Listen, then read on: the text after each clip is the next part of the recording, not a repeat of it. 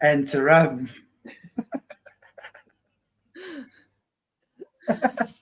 Hello, everybody.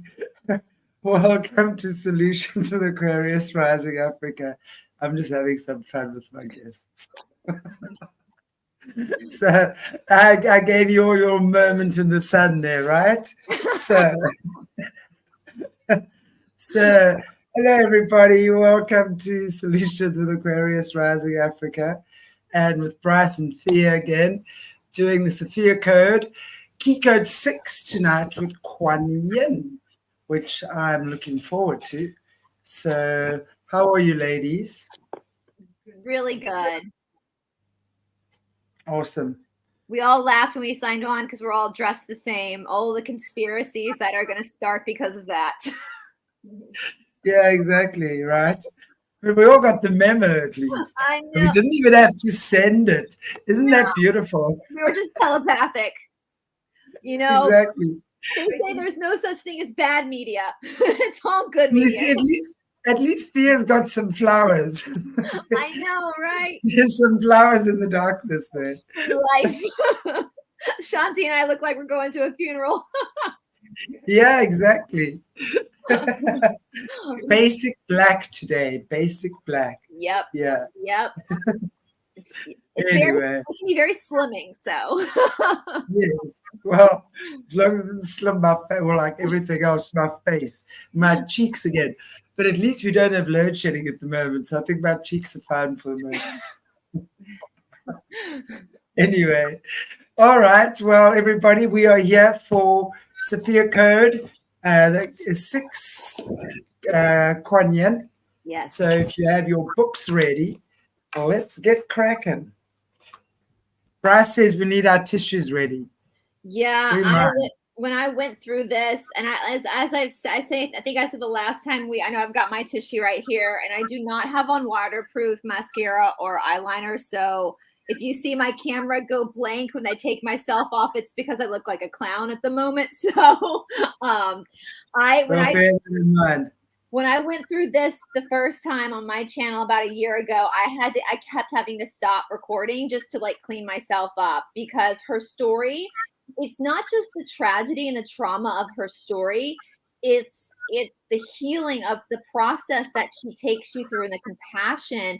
And that's the thing about Quan. I think we said last time, Quan is considered to be such a soft of all the ascended female masters. She's considered to be very soft. I think sometimes people forget about her, but she's soft because she's been through hell and back, and through that healing, she gained her compassion and her softness. And so that's what's so powerful about Quan. And I think a lot of, what's that? Take my kindness for weakness. Just because somebody is kind does not mean they're weak.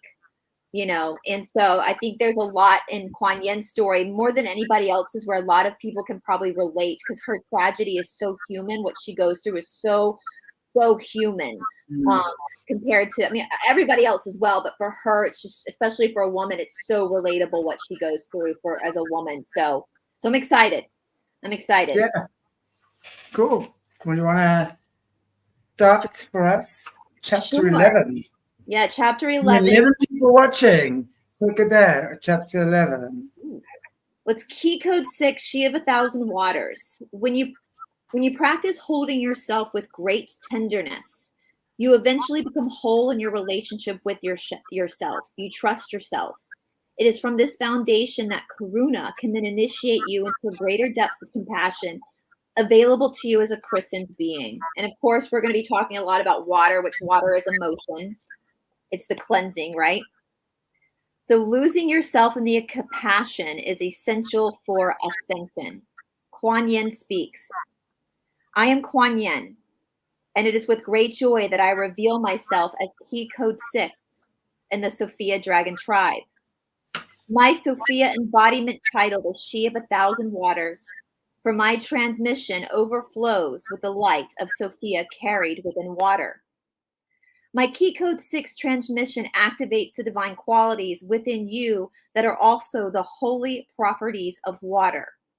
My divine feminine Christ teachings are a spring source of Sophia's fluid wisdom baptizing your awareness to let go and receive the abundant flow of divine love and compassion that is always available to you. When you invoke me as a spiritual guide, I overlight your human journey with several rays of Sophia's light that mentor your awareness to give and receive self-love and self-compassion. The first is the rose quartz ray of Divine Mother's love. The second ray is the gentle white light that pierces all darkness. The third is the aquamarine ray of rebirth, courage, and divine service.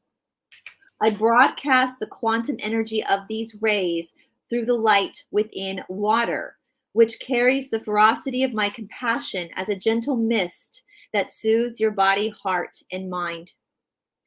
In your human journey of self-mastery, there is so much to let go of. When you feel drawn to my presence as a mentor, this is a sign that you are ready to heal your relationship with suffering. The rays of Sophia's light carried within my water teachings offer a safe sanctuary for you to honor and let go of your greatest wounds, fears, and insecurities. You came to experience the sovereign power of your divinity through the vulnerability of your human experience. Your willingness to be vulnerable, especially to painful experiences that stimulate personal growth, deserves your utmost respect, self-compassion, and unconditional love. I teach you how to soothe your experiences of vulnerability with patience and to refrain from pressuring yourself to prematurely move beyond unresolved pain. The imbalanced mental structure to banish or hide away pain to be dealt with at some unknown future junction has never worked nor ever will. When you are authentically present to your healing journey, the innocence of your inner child will assert when it feels acknowledged and safe enough to release the suffering that no longer serves you. This next golden age cycle will be launched by divine feminine leaders who radically embody the wisdom from their own authentic healing journeys through the necessary stages of grief. For each stage of grief is integral in your recovery from loss, trauma, and suffering. Call upon me as a mentor if your divine purpose is to lead others by embodying your own radical self-compassion. Your generation has come to embody the medicine of compassion for healing the hearts of humanity. Humanity cannot skip its initiations for learning self-love and self-compassion. It is the only way to reconcile the thousands of years spent in self-hatred and self-denial that must be released for humanity to ascend into a new golden age. You have come as a way shower for thousands to explore compassion for themselves by your own embodied willingness to love yourself completely. Loving yourself includes the compassion of forgiving yourself for the traumas of your past, both in this lifetime and in others. I became a mentor for embodying compassion from my own journey of reconciliation following the devastating events that changed the course of my life forever. Just as Green Tara traveled from Earth to Sirius, I also came to Earth with most of my ascension training completed in the star system known as the Pleiades. However, I spent a single yet dramatic lifetime on Earth for the fulfillment of my oversoul's destiny to become a golden dragon teacher for humanity's ascension. And it was in my final lifetime of self-mastery I designed the parameters of my incarnation to begin with the complete amnesia of all my previous lifetimes. I fully committed to this vulnerability that my human experience would offer me for the accelerated growth of my soul. There are many legends around my origin that have sparked the imagination of humanity for centuries. The beginning of my story is simpler than most have told, and its unfolding is more magical than most offer. I am here to speak my story beyond cultural and religious context so that we may meet heart to heart in the humanity of my humble beginning. Come sit by my waterfalls of peace as I share with you the story of my life. For long have we waited for this dialogue between you and I. As we journey together, may my words soften your heart to receive the compassion that I offer you as an ever-available mentor and friend. I share my life with you as one who deeply understands your vulnerable human journey and the willingness that is required to embody self-love and self-compassion. The traumatic origins of Quan Yin's compassion. I'm already getting emotional because I know the story. I know, so I'm already starting to get emotional because I already know the story. When I was born in the black no thing of Sophia's heart wounds, my oversoul launched a sound wave that momentarily deafened the eyes and the ears of lightning. Filling the heavens with an announcement of my birth, I beheld the glory of my sovereignty and wept tearful joys of gratitude, filling the whole universe with showers of fresh rain. My spirit traveled far across the cosmos of Sophia, past star after star, riding back on the back of the Sophia dragon.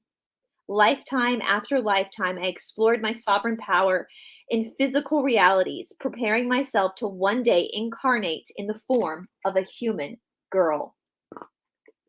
When that appointed hour arose, I circled above the waiting earth below, coordinating the details of my destiny. I chose a family and community that lived in northern Asia and was born a girl named Yoshinami. A lush jungle forest covered most of the mountainous region that bordered my village. My family lived at a modest ranking in our community's social hierarchy. Although my parents were always scheming to improve our status and fortune, I was content with the simplicity and beauty of nature as my wealth. If it were not for the constant complaining and expectations of my father, I would have remained peacefully content serving my family's well-being. As was the custom for the youngest daughter of the family, I tempered the contrast of my family life by often slipping away for periods of meditative silence in the jungle. I knew that an early marriage would be imminent for me if I were to remain in my family's household past the age of 14. I relentlessly pleaded with my parents to send me to serve at the convent of the Taoist nuns not far from our village. I argued it would improve our social rankings if they let me go. My only desire was to live in an uninterrupted peace with myself, a peace that seemed to endlessly elude my unhappy parents. Over time, my request created a great resentment within my father, and I was persecuted with beatings to keep my mouth shut.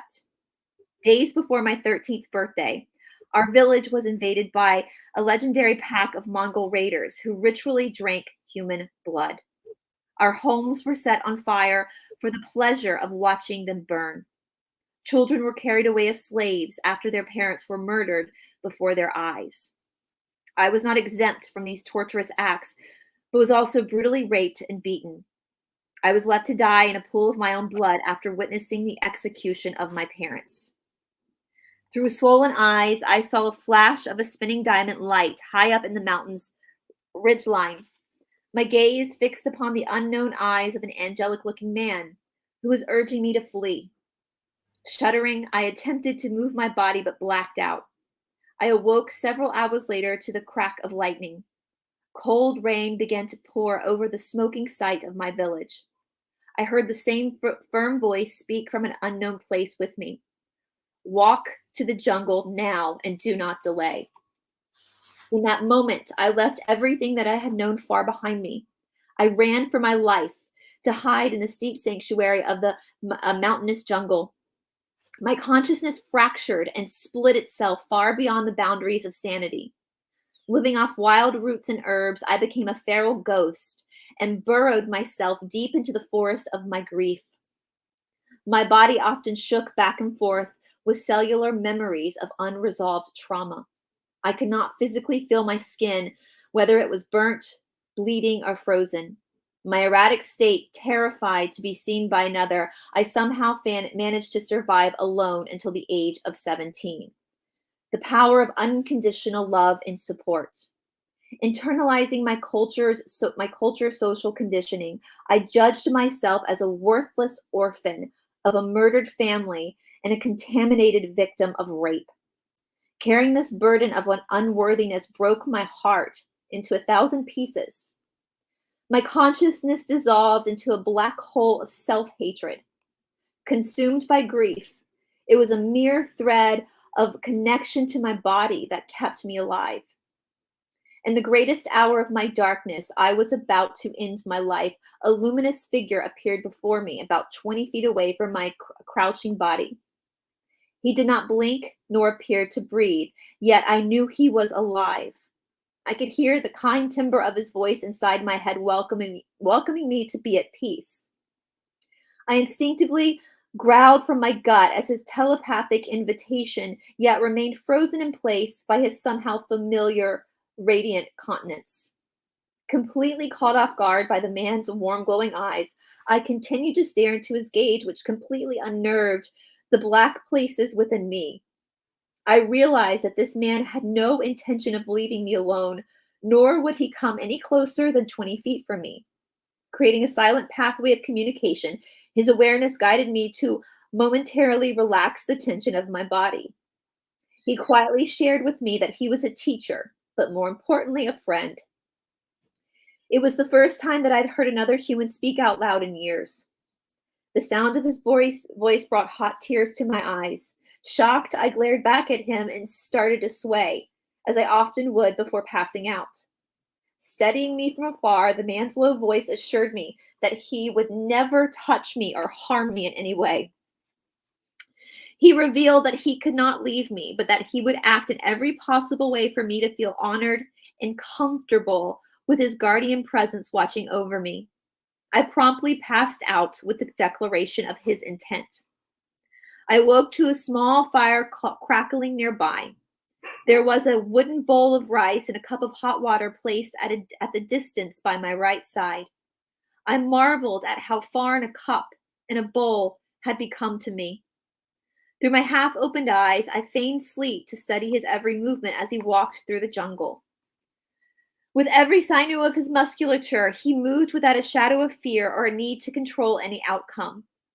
I could see that everything was within him was at his attention and order. Therefore, everything outside of this man moved in obedience to his magnetic and peaceful nature. In my disassociated state of consciousness, I could also see his life force as a radiant light body interfacing with his physique, which looked like a golden dragon.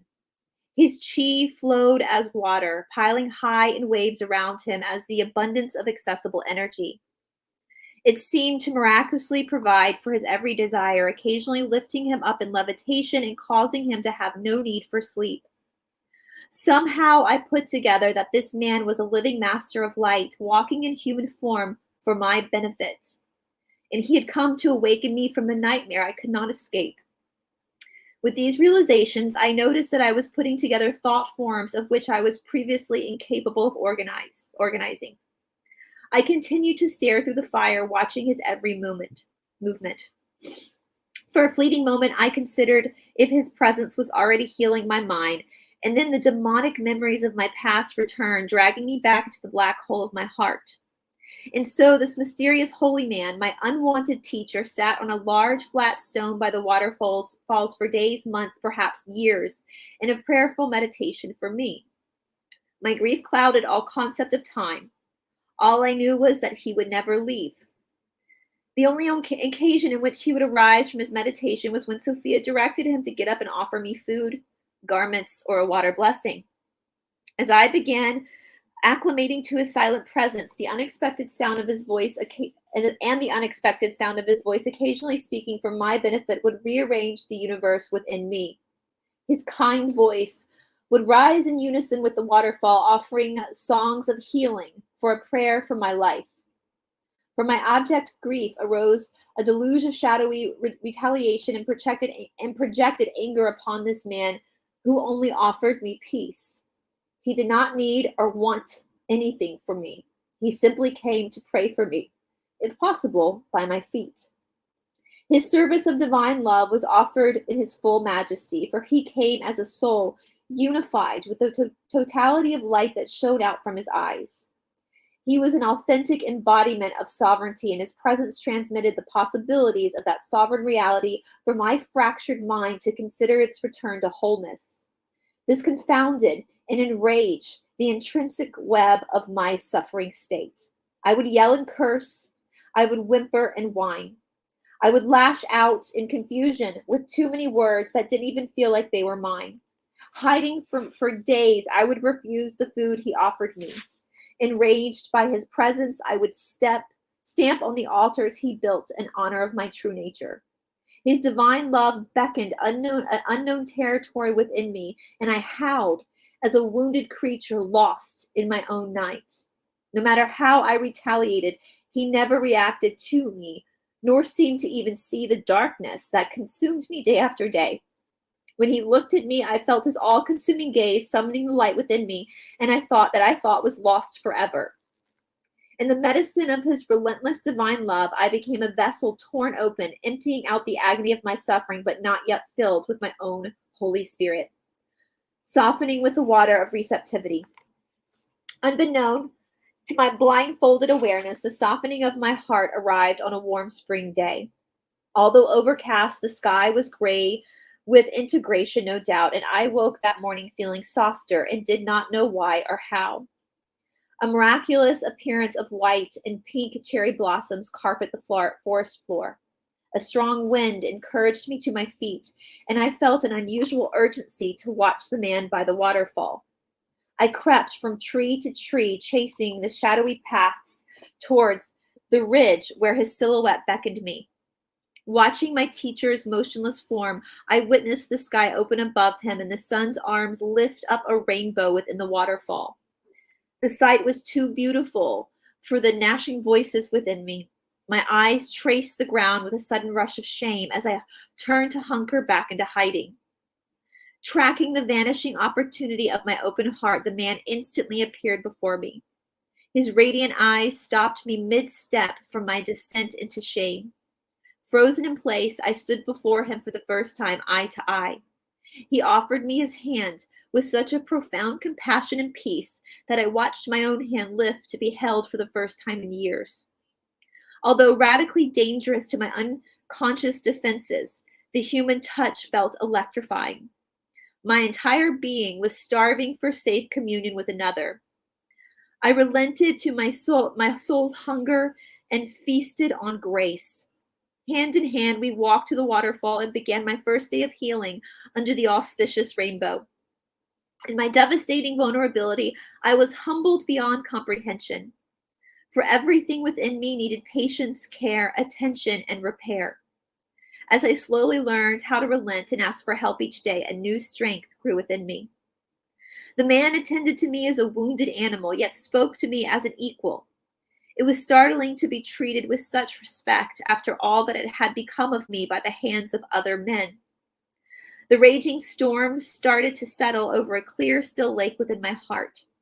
In moments of clarity, my ears would often burn as I remembered my vicious reactions to his past kindness. Although I did not feel worthy of his unconditional love, I knew there was nowhere else to go. In successive stages of surrender, I let go to be guided by his care. I intuitively knew that his ever-present reflection was preparing me to one day clearly see myself again. We spent day after day at the waterfall as he taught me about the medicine of water to heal my wounds, both seen and unseen. I learned the ancient practice of praying and prophesizing over water. Together, we would meditate, chant, and sing over our vessels of water to voice our intentions for healing specific areas within my body, heart, and mind.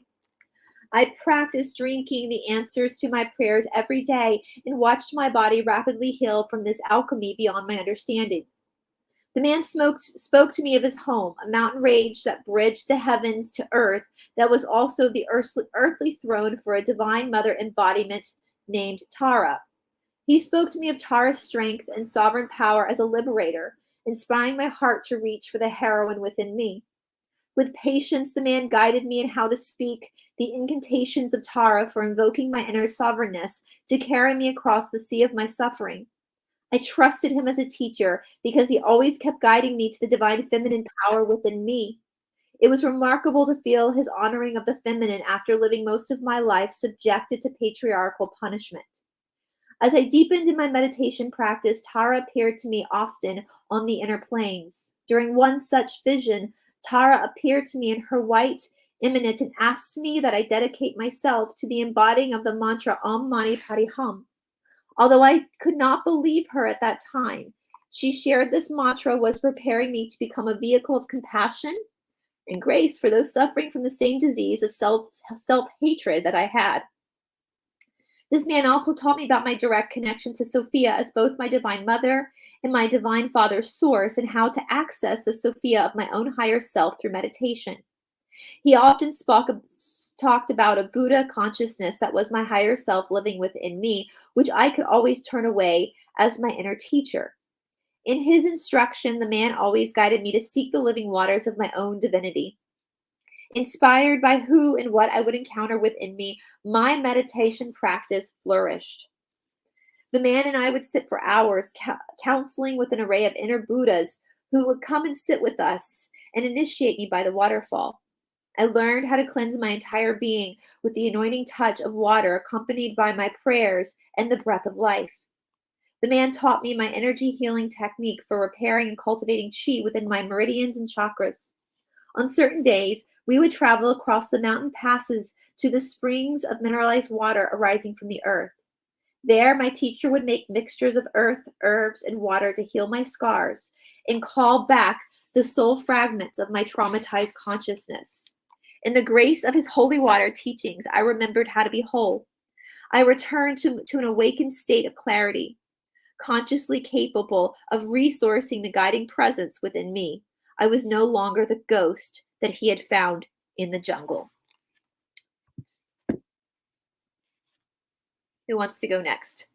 Are you good, Bryce? I'm good. I know what's coming. I know what the key codes, guys. I know what's coming. So that's why I'm getting so emotional rereading this, because I know what's coming in the key code especially. So whoever's next, go ahead and take it. Thea, do you want to go? Sorry, Thea, I put you on mute because there was an echo. There was just an echo. Is it still there? No? Seems to be okay. No, there is an echo. Can you hear it, Bryce? The echo. Yes, I can hear it. I muted myself a second there. I can hear it as well. Oh, shit. Let me just Sorry, see. my laptop sound is not so good. Let me mute myself.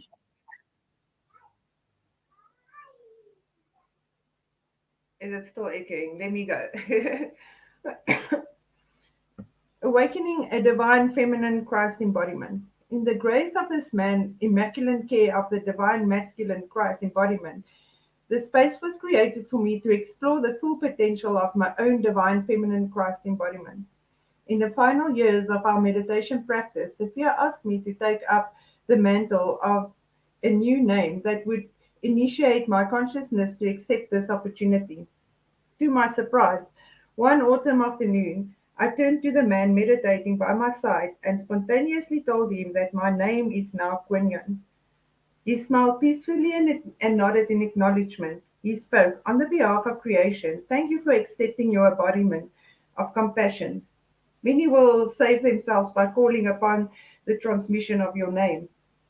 Our final days together we were not spent as teacher and student or as any other relationship of inequality. In only 7 years, I had miraculously activated the Sophia code within me to radically transform the poison of suffering into the magnificent medicine of my divine divinity's light embodiment in human form. This is how I became to be associated with the totem of the white peacock medicine. The radiance of my sovereignty now shines in equal measure to that of the man who became the remembrance of me.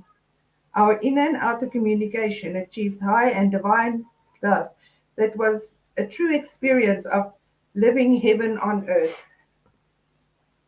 I felt the soft presence of his peace reflecting in everything that I looked upon. When I held him with absolute trust, my experience of physical reality would temporarily dissolve all around me, and I would be standing in the realms of light beside him. Sorry, I've got the children of the neighborhood running past here. um, I felt the soft presence of his peace reflecting in everything that I looked upon. When I held him with absolute trust. My experience of physical reality was temporarily dissolved all around me, and I would be standing in the realms of light beside him. In our joint meditation, we were often taken upon the higher cosmic temples of twin flame ascension training with the masters. To integrate this training, we would often silently walk through the forest, listening to the voice of the water, connecting our hearts beyond all dimensional realities. Although the shadowy memories of my past would occasionally arise, the Holy Spirit of my higher self was abundantly anchored deep in every cell of my body, with all my chakras attuned to remain in alignment with the divine will of Sophia. The operating system of the Sophia Code had awakened me to embody both the master and the teacher within. My physical journey with this man, who I now knew as my beloved, was complete. The time had come for my precious holy man to assist my continued development from the higher realms of light. My final initiation would include self actualization, my embodiment without needing his presence as someone outside of me. Working with my beloved on the inner planes would clearly call me into the fullness of my own sovereignty. He had been my patient companion throughout years of recovering in the forest, and although I knew it was our highest evolution as twin flames, I did not want him to go. I was befriended with the knowledge of his forthcoming departure, yet I knew from our training that we were fulfilling the prophecy to meet on earth and birth my embodiment of Quan together. I had helped him in the very same way eons ago, as we birthed his own embodiment on earth. Now it was his prayer to go ahead of me to prepare the way of my future journey of teaching, healing, and divine service for the awakening of sovereignty within humanity. Receiving the Great Commission. The moment our physical parting arrived, just as quietly as today, I softened to his care for me. As we sat meditating by the waterfall, the unannounced moment made itself known as a silent third presence sitting with us. Yet I could only minimally engage my awareness with what had arrived due to the sudden appearance of an angel before me. Reality began to spin as my eyes uncontrollably swept over the iridescent gold sheen of expanding white wings. I felt unplugged from my willpower to trap the man beside me, yet a deep stillness overcame, and I heard the words, "Let go." My awareness surrendered, drawn forward to the primordial power. An all-consuming focus centered my eyes upon the alabaster face of an angel who spoke to my heart without moving its lips.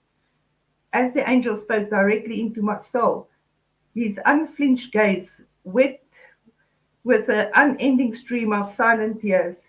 My inner ears became filled with a symphony of celestial tones, bells, and angelic voices singing my name over and over again. I bowed my heart before the angel and asked to receive the mercy of his message for me. The angel of the great commune speaks. Quinyan, your heart has become a living vase of compassion for this entire planet. Every moment that you surrendered into the darkness of your suffering, you now embodied the light of wisdom from teaching others how to walk the way back from home to their own hearts. The alchemical miracle of your great suffering prepare your heart to become a chalice of never-ending grace that will pour forth healing waters for the peace of all beings. I offer you this holy vessel, the vase of compassion, in honor of how you emptied yourself so that the light of Sophia's compassion can overflow from your heart. For this is prophesied that all who are blessed by your healing waters will also awaken to become overflowing vessels of compassion and divine love. May the reflected waters of this vase bless all who seek your miracles. Go forth and love as you have been unconditionally loved. Go forth in remembrance of your own wondrous awakening to the divine love within you. As you have been unconditionally served, serve those who call upon you by simply pouring forth the wisdom held within your vessel of healing. As an embodiment of Sophia's light, your higher self is calling you to become the like holy waters that healed you. Go forth without judgment and move with fluidity. Flood this world with the same compassion that a great mother who has the suffering of a little child. Whenever the guided light within waters direct your mission, be brave and follow the current. Be the grace of Sophia that awakens and nurtures your embodiment as Quan. Be both the vessel and the water. Be the divine love that holds the atomic structure of these elements together. Remember that there is no holding within the water. It is always letting go to merge in shape and function with what is calling forth. Sorry, do you want to say something, Chanti? Oh. uh, yet, yet the miracles is that although transformed to serve a purpose, water will always return to its original state, for it is holy, indestructible, and undividable, just as you are, with a great mission to quench the heart of all beings. Go forth and heal, Quan. Return to your people and open the temple gates of Sophia's consciousness to those calling out to you as a teacher. Bring them the good news of the living waters within them that has the power to heal all wounds and be reconciled with divine love. Amen. The angel handed me the vase of compassion, anointed me with a kiss on my forehead and palms. Within the rustle of feathers and the celestial tones, the angel spoke a final declaration that activated a specific sequence of the Sophia code within me, fulfilling my ministry. Every cell within my body resonated with the unison. With his celestial frequency activated my embodiment to become the radiant transmission of key code 6. My awareness ascended into the highest inner temples that I could consciously participate in without passing out. It was there that my teacher, the man, awaited me. His hands were actively still holding the powerful poise of mudras. When he looked at me, I became engulfed with the rapturous divine love that was beyond my understanding. Behind him sat the immortal one known as Mavatara Babaji, the yogi Christ master and our friend that would appear to us during meditation. The man speaks. Thank you for the opportunity and the great honor to love you unconditionally. Please know that I am always with you. When you complete the incarnation, I will be waiting to reunite you with your other side of your great mission. Go forth and teach the truth of unconditional divine love, embodying this complete and whole love as an example for what is possible for others to offer themselves. You are here to accelerate the reconciliation of many through the vehicle of your compassion. Be the light of the truth for those needlessly suffering for the truth. Our divine union is always supporting you to fulfill this great mission that you are now called forth to complete. I saw the great Mavatara Babaji rise up and take my beloved teacher by the hand. Facing each other, I gasped to witness the man that I had come to love dissolve back into the form of a Babaji. He softly smiled at me, raising his right hand in a final blessing over me. I watched as the form of Babaji then turned towards a setting sun and swiftly ascended into over the Himalayas. As I watched his form disappear over the mountain range, my heart lurched forward to race after the Babaji, only to feel my hands land on the ridge of the grass beneath my meditation seat. I felt my heart torn between chasing this fading vision and becoming visibly aware of strong winds now swirling around my teacher's body, who sat at the meditation beside me. My eyes fluttered half open, pausing to serious consideration if I should leave the inner realms where I could still pursue the vision of Babaji that was rapidly dissolving. The pouring waters of the nearby falls drowned out the almost impeccable sound of grass unwinding from beneath my teacher's seat. I felt the hairs on my neck stand up straight as the chills ran down my spine. The golden dragon light body of my beloved teacher lifted up his human form to now levitate in the full lotus asana above the waterfall.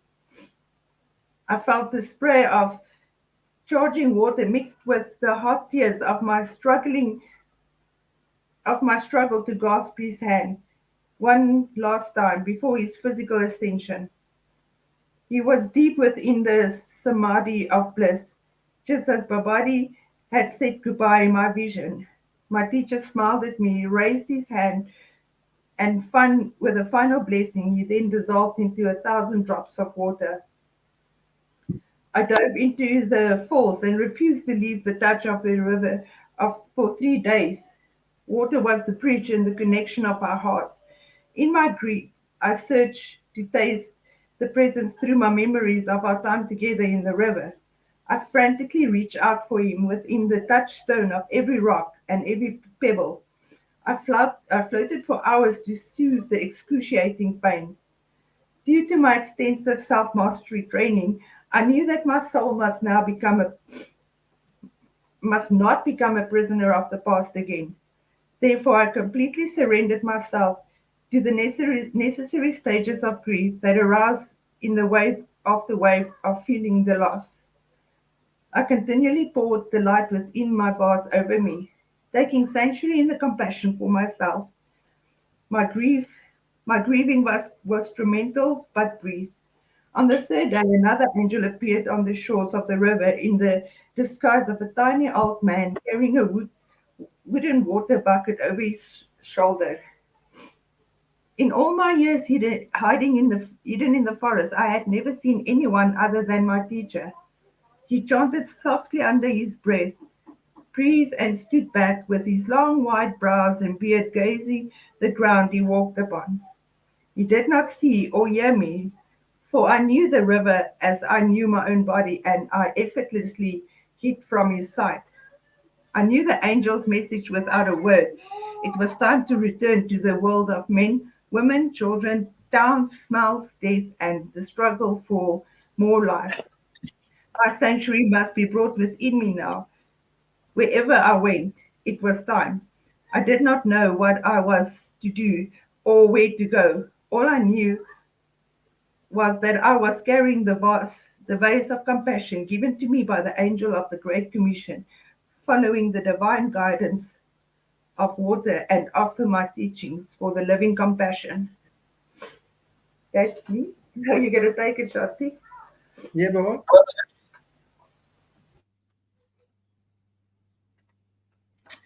Initiated as a golden dragon teacher of Karuna, my time in solitude had come to an end. I was a young girl no longer. I was now a strong and sovereign woman with a destiny to fulfill. I prepared my body, heart, and mind through the water purification rites that Babaji had shown me in the departing vision. Babaji had shown me in the departing vision. Although my training was strongly anchored within me, my heart still shook in fear at the thought of returning to a world in which people willfully harm one another. I would deeply breathe into the vulnerable feelings that would arise in every passing moment. My breath centered me with the presence of my higher self guiding me from within. I could feel my guardian angels patiently yet earnestly awaiting my choice to follow this guidance, to leave the forest and surrender into the care for beginning life anew. I was about to step back into the world as both the student and teacher of my own divine feminine Christ embodiment, sharing my key code 6 transmission amidst a world of contrast was the next quantum leap in trusting my relationship with myself.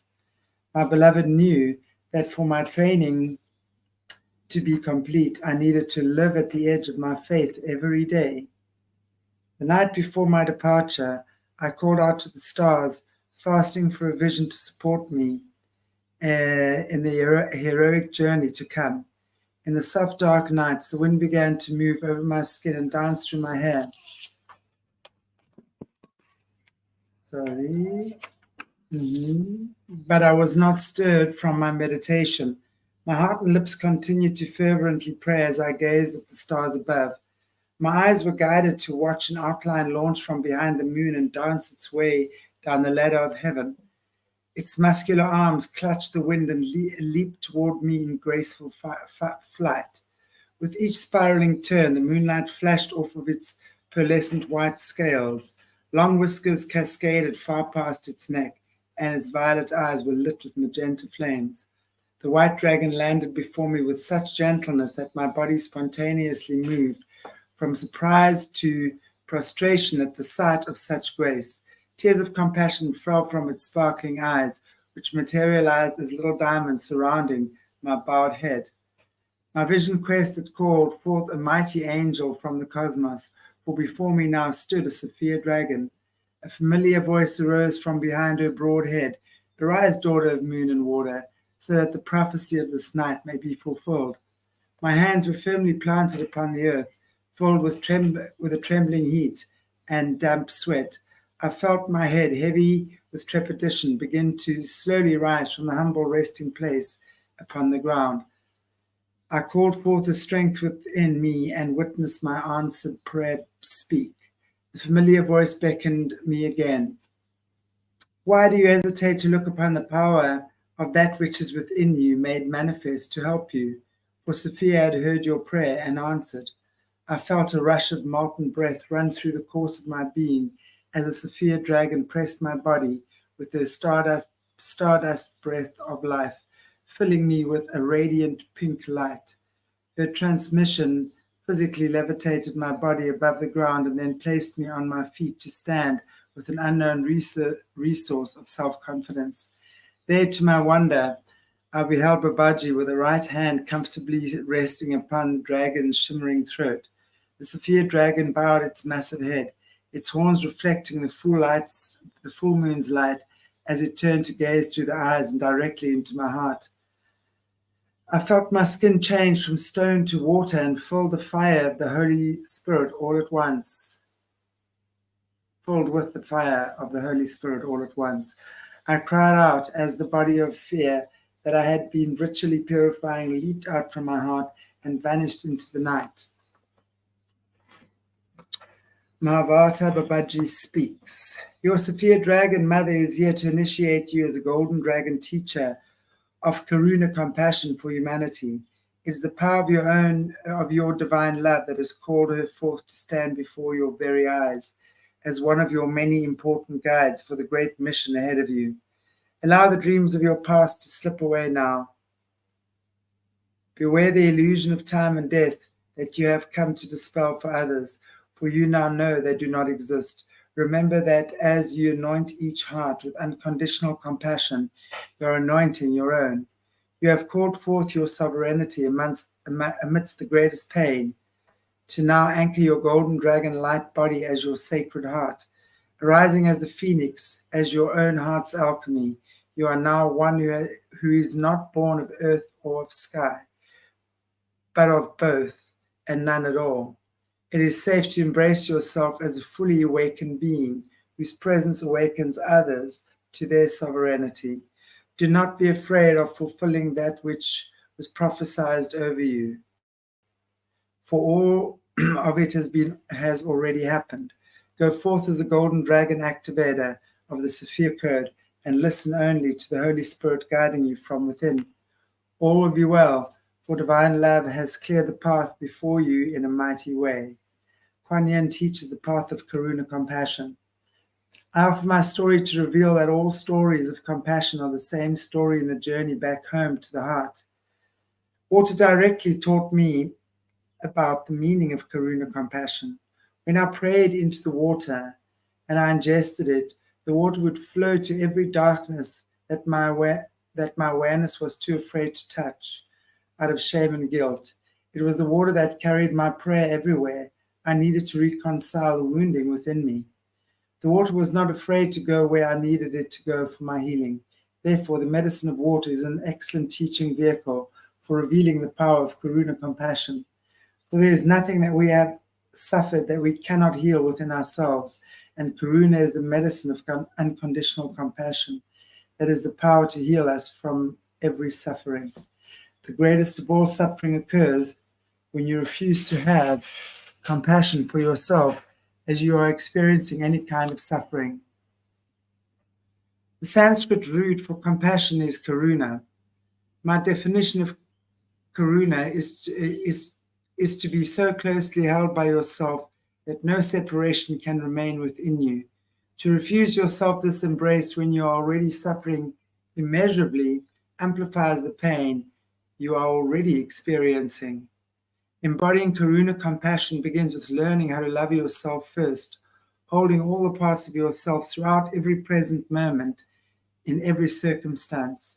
It requires softening your heart to accept that the gift of your own karuna compassion is the standard you deserve to experience in your relationship with yourself. No one else's opinion is required to acknowledge, quantify, or qualify your authentic experience of suffering for it to be real for you. Practicing karuna does not require anyone else's approval or participation for you to receive the compassion that you deserve. Everything happening within you is here to be unconditionally honored by you without needing anyone else's permission to do so. Karuna compassion is taking the time to be present with your authentic experience and being kind to yourself in every way. The quantum healing energy of karuna takes your awareness directly to the root belief systems of your original wounds so that you may love those places within you that feel abandoned and unloved and unlovable. For that is the magic of karuna. It is the compassion within you that is willing to love what you believe is unlovable, unforgivable, or lacking within you. It is the practice of karuna compassion. Your own heart becomes your resource for receiving unconditional self-love and self-acceptance. Your greatest teacher for learning the importance of karuna compassion is your inner child, who is also the face of your innocence. The voice of your inner child speaks from your heart, acting as a guardian angel for your commitment to bestow the karuna of self-love upon yourself. When you are too enamored with social conditioning to give yourself the compassion that you deserve, it is your inner child who steps in to keep you honest. Sudden feelings of anger, disappointment, and sadness can still act as messengers from your inner child when you are refusing to give karuna to yourself. Karuna is often described as the devoted, loving compassion that a mother has for her child. I offer to you that embodying this definition begins with you becoming the inner mother and father to your own inner child. It is the journey of parenting yourself. You will come to find that it is your own innocence that knows the exact words and self-loving actions that you need to receive from yourself for healing your deepest wounds. When your inner child is honored with karuna compassion, they will eventually reveal themselves as the phoenix child within you, which is key code 444 of the Sophia code. The phoenix child is the invincible embodiment of your innocence that was never harmed in your suffering. Key code 444 is your own angelic nature that arises again and again from the ashes of the past with the power of unconditionally love yourself and all others with a wisdom of compassion that has survived with you. When you practice holding yourself with great tenderness, you eventually become whole in your relationship with yourself. You trust yourself. Emotional safety becomes an established foundation within you. These feelings of safety and wholeness within you allow for you to reconcile with the truth of your sovereign divinity. It is from this foundation that karuna can then initiate you into the greater depths of compassion available to you as a Christed being. To be so closely held by yourself that you have no separation can can remain with you also applies to your interdependent existence with all beings within Sophia. Karuna for yourself eventually generates an overflowing compassion for all beings that you are journeying with across the cosmos. When you embody this level of karuna, you do not expect anyone to think, act, or believe what it is you're liking. Sorry, let me just repeat that. When you embody this level of karuna, you do not expect anyone to think, act, or believe what it is to your liking in exchange for your compassion. Christ consciousness honors the universal suffering of others by honoring all the beings as the faces of divinity that deserve your unconditional compassion. The piercing light of karuna is too bright to see anything other than the divine love that every sovereign being deserves as a member of the one body of Sophia Christ. When karuna compassion overflows from the heart, you deeply care about what is important to others because you honor and value what is important to you. Karuna compassion frees you from all boundaries about why you should or shouldn't give unconditional love. It is with authentic arising to unconditionally love others because you know how deeply to love yourself that heals and uplifts the world with your compassion. Om Mani Padme Hum. I share the manna, Om Mani Padme Hum, which Green Tara gave to me in the forest of my grief as a vehicle of creating compassion, creating a compassionate relationship with yourself. If it feels foreign or impossible to give yourself the karuna or unconditional love that you deserve, start with my mantra. Allow my support to make it easier for you. I'm always present with this prayer when this prayer is spoken. The seeded power within Om Mani Padme Hum will soften your heart in unexpected and miraculous ways, as it did for me. It begins with Om, which is the sound of creation coming into form. Om clears your mind of self-hating thoughts and resonates your awareness with a high-frequency truth that you're a sovereign creator. Mani means the jewel, and the jewel is you. Every facet of your whole divine self already exists just as you are. Mani reconciles your awareness to unconditionally accept your perfect divine nature in human form. Padme means the lotus, and it represents your body awakening as a vehicle for your higher self. Hum is the sound of compassion that clears all your suffering across all lifetimes by honoring the totality of your true nature. As you speak my mantra of compassion, may the breath of life passing over the waters of your tongue open your heart to live a lifetime of unconditional divine love and compassion for yourself. Isn't that beautiful? Yeah. It's so lovely because she really speaks to the wounded feminine consciousness, right? Because I think what she has been through, so many women on this planet have been through. And let's not forget, we believe in reincarnation here. So many of the men have also been women. Many of the women have also been men, right? So pretty much we've all experienced that kind of violence at some point, I think, in our existence or something similar. So she really does speak to the wounded consciousness, and it's beautiful how and I love the water, the element of water, and how she works with it. So just to let it go there, where you yourself are too afraid to go, and let it just clear, let it heal, let it dissolve, let it just wash it away, let it purify. Well, it was kind of cool that the kids were playing THEA, because I know we haven't gotten to the key code yet, but she's all about children. And she's going to actually next week, I guess, when we get to the key code, she's going to have you bring yourself back to being like, she's going to have you in your mind's eye, take yourself back to being a child. And she's going to ask you to sit. It makes me, because she's going to ask you to sit in her lap. And it's so, I think just knowing that intense violence and like the whole disassociation that she goes through, and not really liking her parents, but loving them at the same time, having that very human emotion, a relationship with her parents, then seeing them murdered. Yeah.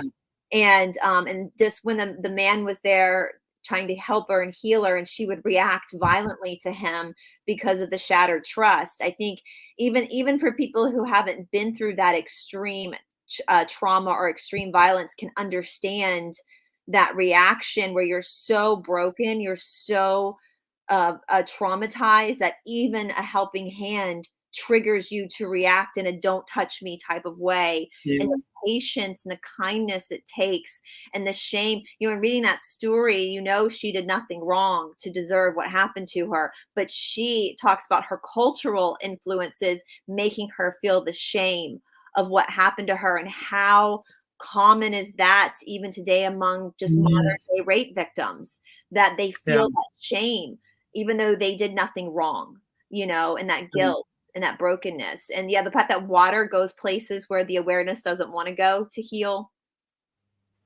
Absolutely.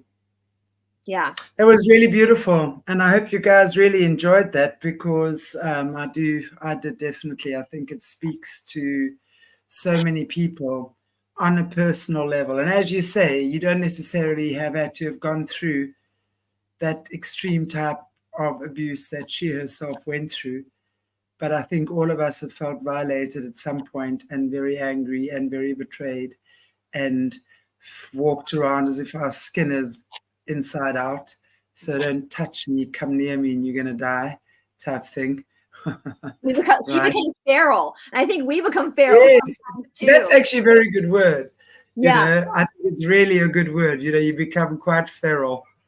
And especially me, that relates very well to felines. Mm-hmm. Yes. I can definitely get feral. Oh God, I can definitely. I mean, she was a feral wildling. Like I wish, in my mind's eye, I'm seeing this story where she's just this feral wildling out in the woods. And yes, I think we can all. That catness totally relates. It resonates with me. That's for sure. I love the idea of being feral. I can do it so well. Well, and speaking of being feral, though, did you guys hear what she said? Like, you can't. And I know Magdalene speaks about this in the Magdalene, in the Gospel of Magdalene, the wisdom of the wrathful person. That within the anger there is wisdom. I think so many people, and she talks about that, like that healing process. Every stage of that anger is actually necessary. It's necessary. It's very. Yeah.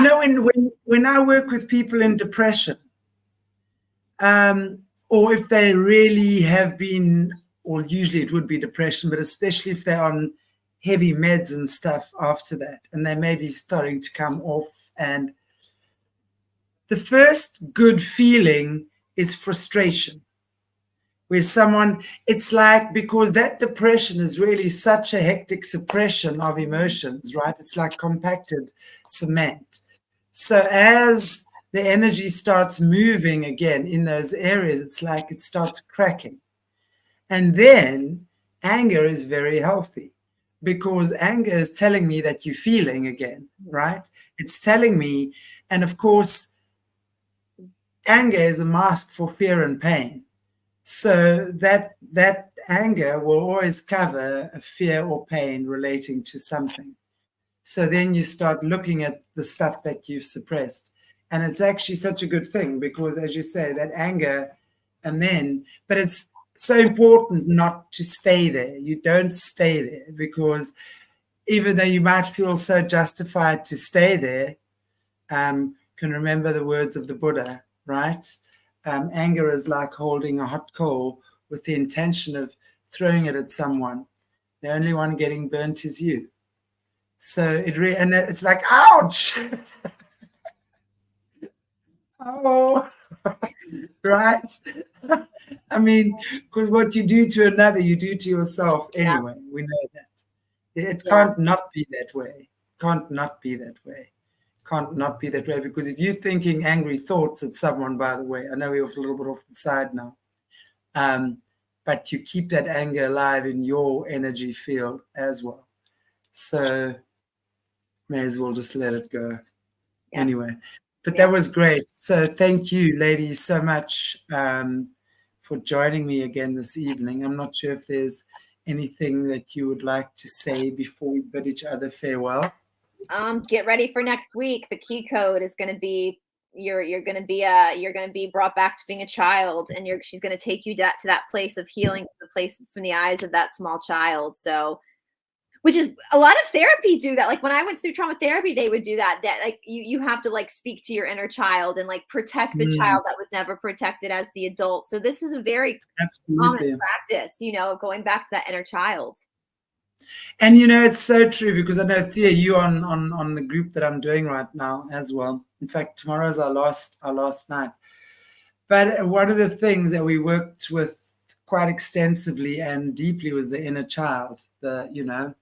Because that little inner child, I mean, you look at think about a kid, right, that's been stuck in a cupboard and barely being kept alive, right? Okay. That child comes out there very feral, wild, angry, out of control. It's the same thing that happens within us, when we haven't, and it takes time. So that little inner child, I promise you, will control 95% of your life if you do not heal it, because it's going to react to everything. And then, it creates this woundology where you wear your wound on your shoulder, like on your arm, or your, sleeve, so to speak. We normally talk about wearing your heart on your sleeve. Yeah, we talk about wearing your wound on your sleeve, and you kind of get attention from that, and you keep it alive because you never stop talking about it, is also not good, right?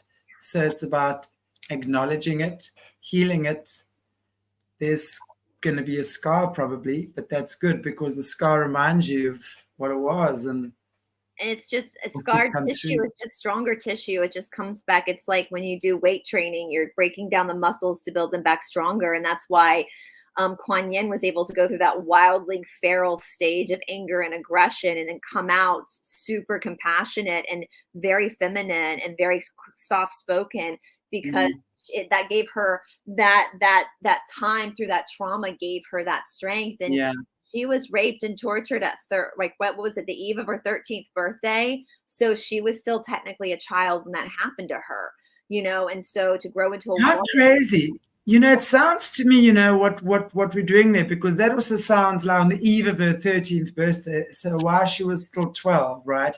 And when we're looking at all the SRA stuff, 12 is a very significant number as well, Well, she talked about disassociation, where she dissociated. Yeah, I was going to say, there was, speaking about the dissociation.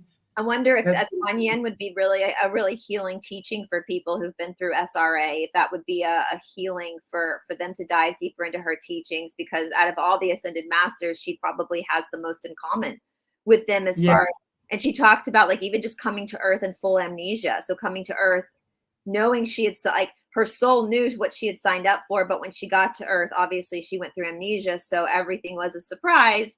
And that the suicide ideation that she had, I don't know how many times she mentioned considering ending her life, and all that kind of stuff. So yeah, I think Quan would be, and I loved how that would, and actually this line that I picked up the second time, I think you read it, Chanti. And I picked reading it a second time. I was like, wow, that's intense. It was something like, my soul had agreed to live on the edge of fear to find the edge of faith, or something. I'll have to go back and look and see. And I was like, that's interesting. So I was thinking all these times in your life when you're just struggling to keep going, maybe that was your soul's agreement. So you were forced to live in that faith. You were forced to find that faith. Well, isn't it interesting? Because really what I believe as well, and is becoming more and more apparent, is that where we're at right now, and in this third dimensional consciousness, either going 4D positive or 4D negative, right? The test is our faith. It truly is a test of faith, and it's got nothing to do with religion. Right. But religion, I will believe, will give you the structure, right? But it really is applying the teachings and see how it works for you, because it is truly the teachings, and it's about finding our faith and standing strong in the face of adversity and knowing, and I think that's kind of like where we we get to understand that we are very powerful creators, right? And we are co-creators with God. It's really understanding we co-create with the divine, we co-create with God, and in a moment we can get ourselves out of a situation or into a situation or find something or manifest something or, whatever. But it really is now, it's a test of faith. And exactly what she says, from that loving place, forgiveness, understanding that every traumatic situation has so much to teach us and has such great opportunity for growth. So if we can tap into that, we're good. We're good. Okie dokie. Thea, is there anything you'd like to end off with? I just wanted to say, before you mentioned the children, that I love the fact that she takes you back to the inner child, and that how this actually concludes and be part of your conscious creation workshop. I mean, every week so far when we have, it's like inline. Okay, nice, but this. Imagine It is weird, isn't it? Yeah. single God wink, right? It's always well. I mean, last week I think I said to you last week, Chanti, when you said we couldn't do last week, and I messaged back. I said God must want us doing it this week. Then there's always a divine plan. There's always a divine reason why things happen, when and how they happen. So that's just like a God wink, isn't it? Totally. And you know what is funny? When we started, there were 11 people watching. We're at an hour 11 minutes right now. The time was 5:33, which made an 11, and there was something else at 11 something. There were 3 11s as we started reading, and I can't remember where the third one was, but it was somewhere here. Chapter 11. It's chapter 11. Do we? Right. It was chapter 11. Yeah. So there's our 3 11s, right? It's just a God wink. Yeah, a little God wink. Yep. Absolutely. Okie dokie, everybody. Love you all madly. Take brilliant care of yourselves. And we shall see you next week again. And yes, we still have, I don't know, maybe 2 or 3 weeks left. Yeah, we've got a White Buffalo Woman after this, and then we've got the conclusion, which is all the dragon tribe coming together, and then the book's over. It's done. That's the Sophia Code. So another 2 or 3 weeks. So join us for that, and have a beautiful, beautiful, beautiful day or evening or morning, wherever in the world you are. God bless you all. Take care.